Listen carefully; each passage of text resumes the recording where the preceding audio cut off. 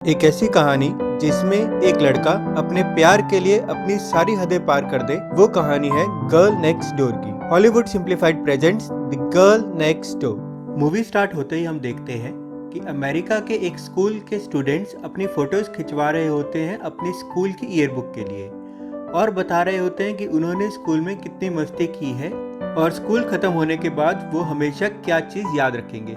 उसके बाद हमारा मूवी का हीरो, जिसका नाम मैथ्यू किडमैन होता है, वो अपनी फ़ोटो खिंचवाने के लिए सीट पर बैठता है और यहाँ हमें पता लगता है कि मैथ्यू ने कुछ भी खास मस्ती नहीं की होती है। मैथ्यू के सिर्फ 2 ही फ्रेंड्स होते हैं जिनका नाम होता है इलाई और क्लिट्स। उसके बाद हमें पता चलता है कि मैथ्यू अपने स्कूल का स्टूडेंट काउंसिल प्रेसिडेंट भी होता है और उसने पैसे इकट्ठे किए होते हैं ताकि सामयांग नाम का एक लड़का जो कैम्बोडिया में रहता है, उसे कैम्बोडिया से अमेरिका बुलाया जा सके। सामयांग एक बहुत ही इंटेलिजेंट लड़का होता है। मैथ्यू बाकी सब स्टूडेंट्स को देखता है मस्ती करते हुए और उसका भी मन करता है, लेकिन वो बहुत डरपोक होता है। मैथ्यू घर जाता है और वहाँ उसके मम्मी और पापा के साथ उसके पापा के फ्रेंड मिस्टर पीटरसन भी आए होते हैं। वहाँ हमें पता चलता है कि मैथ्यू अमेरिका का प्रेसिडेंट बनना चाहता है और उसके लिए उसे जॉर्ज टाउन नामक एक कॉलेज में एडमिशन लेना होगा और उसके लिए उसे मॉरल फाइबर के टॉपिक पर एक स्पीच देनी होगी। जो भी स्टूडेंट सबसे अच्छा एक्सप्लेन करेगा कि मॉरल फाइबर क्या होता है, उसे ही स्कॉलरशिप मिलेगी। जॉर्ज टाउन एक बहुत ही महंगा कॉलेज होता है। रात को जब मैथ्यू घर का कचरा बाहर रखने के लिए जा रहा होता है, तब वो देखता है कि पड़ोस में एक बहुत ही ज़्यादा खूबसूरत लड़की आई है। मैथ्यू उसे देखते ही फिदा हो जाता है। फ़ोन पर जब वो अपने फ्रेंड इलाई को लड़की के बारे में बता रहा होता है, तभी खिड़की से देखता है कि पड़ोस के घर में वो लड़की अपने कपड़े चेंज कर रही है। वो लड़की पलटती है और मैथ्यू को देख लेती है। वो लड़की मैथ्यू के घर आती है और अपना नाम डेनियल बताती है। मैथ्यू बहुत ही डर गया होता है। डेनियल बहाने से मैथ्यू को घुमाने ले जाती है। वहाँ डेनियल मैथ्यू को कहती है कि तुमने मुझे देख लिया है, अब इसकी सज़ा तुम्हें ज़रूर मिलनी चाहिए। तो मैथ्यू को सड़क पर अपने सभी कपड़े उतारने पड़ते हैं और डेनियल उसे परेशान करती है। फिर मैथ्यू और डेनियल में दोस्ती हो जाती है और डेनियल को पता लगता है कि मैथ्यू बहुत ही सीधा साधा लड़का है और उसकी कोई भी गर्लफ्रेंड नहीं है। डेनियल का भी कोई बॉयफ्रेंड नहीं होता है। वहाँ डेनियल समझती है कि उसे ही मैथ्यू को मस्ती करवानी होगी और वो मैथ्यू को एक लड़की की ड्राइंग बनाकर देती है, जिसका हमें बाद में पता चलेगा कि उस ड्राइंग का फ़ायदा क्या होता है। उसके बाद डेनियल मैथ्यू के साथ टाइम बिताना शुरू कर देती है और उल्टे सीधे काम करवाती है, जैसे कि किसी के घर में चोरी से घुस जाना और उसके पूल में नहाना। फिर डेनियल और मैथ्यू इलाई और क्लिट्स को लेकर एक पार्टी में जाते हैं। वहाँ पर जो लड़के होते हैं वो मैथ्यू को यहाँ से जाने के लिए कहते हैं और कहते हैं कि डेनियल का ख्याल हम रख लेंगे। फिर मैथ्यू को पता लगता है कि वो डेनियल से प्यार करने लग गया है और वहाँ जाकर मैथ्यू डेनियल को एक बहुत ही अच्छे से किस करता है। फिर मैथ्यू के हाव भाव ही बदल जाते हैं और जब मैथ्यू स्कूल में जाता है तब इलाई पीछे से भागा भागा आता है और मैथ्यू को कहता है कि मुझे तुम्हें कुछ दिखाना है। इलाई मैथ्यू को एक टेप दिखाता है जिसमें डेनियल एक पॉर्न स्टार होती है। ये देखकर मैथ्यू का दिमाग ही खराब हो जाता है। फिर इलाई मैथ्यू को बोलता है कि तुम्हें डेनियल के साथ सेक्स करना होगा। मैथ्यू अपने घर जाता है। वहाँ डेनियल मैथ्यू के मम्मी पापा के साथ बातें कर रही होती है। मैथ्यू का दिमाग में अजीब अजीब से ख्याल आ रहे होते हैं। डेनियल और मैथ्यू कार में कहीं घूमने जाते हैं। इलाई के कहने पर मैथ्यू डेनियल को शराब पिलाता है और एक सस्ते से होटल रूम में ले जाता है। डेनियल वहाँ अपने कपड़े निकालने लग जाती है और ये देखकर मैथ्यू शर्मिंदा हो जाता है। डेनियल कहती है कि तुम यही सोचते हो मेरे बारे में ना, और इस बात पे डेनियल को बहुत गुस्सा आता है। डेनियल गुस्सा होकर वहाँ से चली जाती है।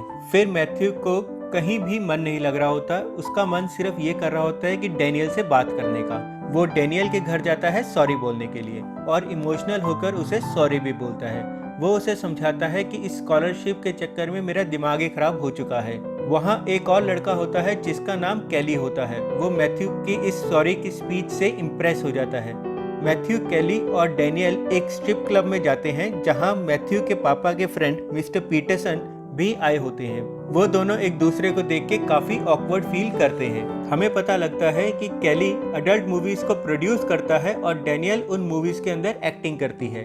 तो ये दोनों कोलीग्स होते हैं। अगले सीन में सब स्टूडेंट्स अपनी क्लास में बैठे होते हैं और उस क्लास में दिखाते हैं कि एक सेक्स एजुकेशन की टेप दिखाई जा रही है जो बहुत ही पुराने समय में बनी होती है। कैली मैथ्यू के स्कूल आता है और कैली मैथ्यू को बताता है कि तुम्हारे स्कूल में इतनी सुंदर सुंदर लड़कियां हैं और अगर प्रॉम के दिन पे इनकी सेक्स टेप बनाई जाए तो बहुत ज्यादा बिकेगी। उसके बाद कैली मैथ्यू को लेकर एक बैंक चला जाता है। उस बैंक में मैथ्यू कैली को अपना स्टूडेंट एडवाइजर मिस्टर सेलिंगर के नाम से इंट्रोड्यूस करवाता है बैंक की एम्प्लॉय जीनी से। अगले सीन में हम देखते हैं कि मैथ्यू भागा भागा जाता है क्योंकि डैनियल और कैली लास वेगास जा रहे होते हैं एक अडल्ट मूवीज के कन्वेंशन के लिए।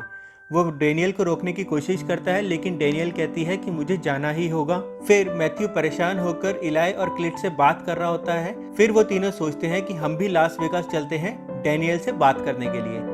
डैनियल वहां पर मैथ्यू को देखकर काफी परेशान हो जाती है और फिर डैनियल को ह्यूगो मिलता है जो कैली से भी ज्यादा बड़ा अडल्ट मूवी प्रोड्यूसर होता है। कैली वहां मैथ्यू को मिलता है और मैथ्यू कैली को बताता है कि मुझे नहीं लगता कि डैनियल यहाँ पर होना चाहती है, डैनियल को यहाँ से जाने दो। कैली मैथ्यू को बोलता है कि ये मेरा बिजनेस है और तुम डैनियल से दूर रहो, मुझे अच्छा नहीं लगता जब कोई भी मेरे बिजनेस में टांग अड़ाता है।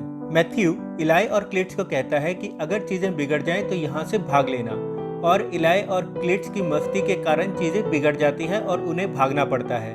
मैथ्यू डैनियल के पास जाता है और उसे बोलता है कि तुम इससे ज्यादा अच्छी हो, मैं जानता हूँ तुम असल में किस तरह की लड़की हो।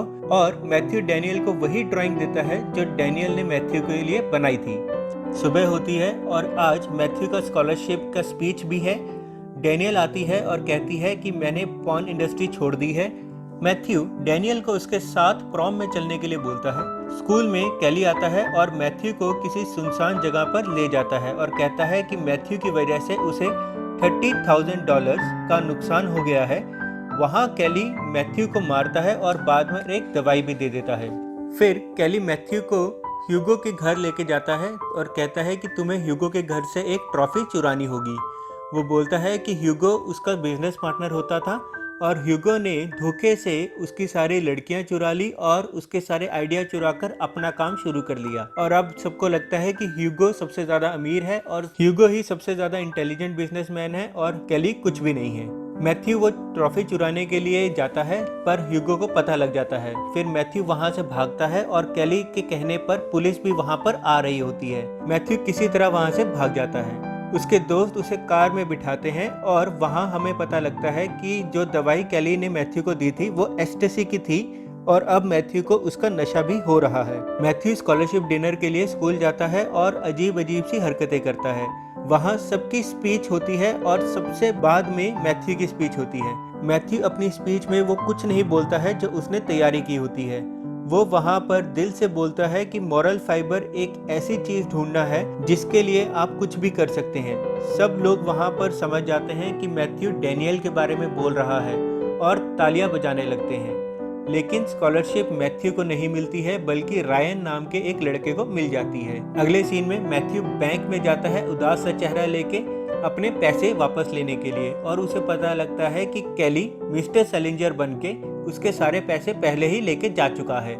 वहाँ जीनी उसे बोलती है कि मैथ्यू तुम्हें जेल भी हो सकती है अगर ये चीज पता लग गई सबको। तो मैथ्यू डैनियल के घर जाता है और वो दोनों एक प्लान बनाते हैं। इलाई और क्लिट्स भी उस प्लान का हिस्सा बनने के लिए तैयार हो जाते हैं। डैनियल की दो और पॉर्न स्टार्स जो उनकी फ्रेंड होती है वो डैनियल से मिलने आती है एयरपोर्ट पर। डैनियल मैथ्यू को ह्यूगो के घर लेकर जाती है और उनके बीच में एक डील करवा देती है। फिर वो सब एक लिमोजीन में स्कूल जाते हैं प्रॉम के लिए। मैथ्यू 3 और लड़कियों को एक्टिंग के लिए रेडी कर लेता है। हमें ऐसा दिखाया जाता है कि पॉर्न मूवी की शूटिंग चल रही है।